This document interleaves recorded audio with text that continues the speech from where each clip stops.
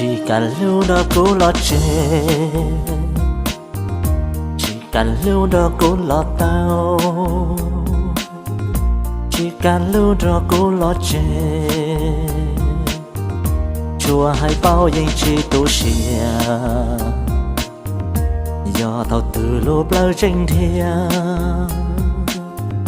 kể chia xìa yên tranh yếu lo. Chỉ cả lưu đó cố lo chê, chỉ cả lưu đó cố lo tao, chỉ cả lưu đó cố lo chê. Khi có bao thao có tròn gió, sao giờ thầu chỉ mua cô nhỏ, mà giọt gió cây lưu. Buồn tay thâu có vô cháy mù, cô thân nụ có ý lo lù, tia chỉ lù tia lo lo, chỉ cả lù đó cố lo chê, chỉ cả lù đó cố lo tao,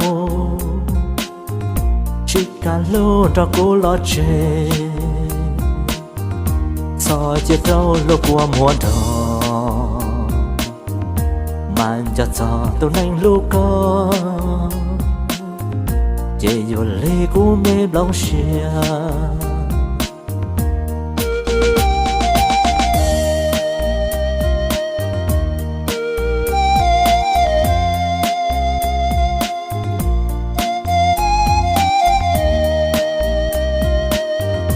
Ua để thâu có vô cháy mù,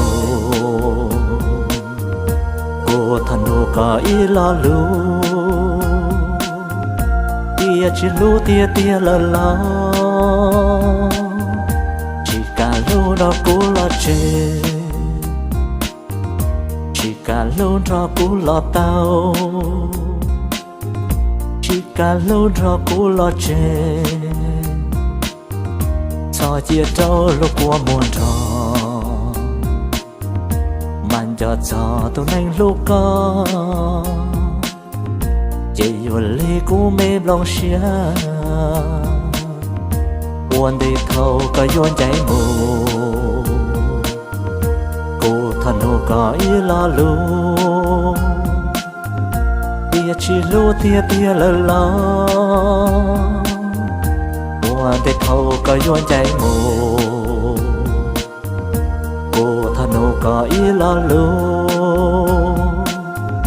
tia chỉ lù tia lo lo.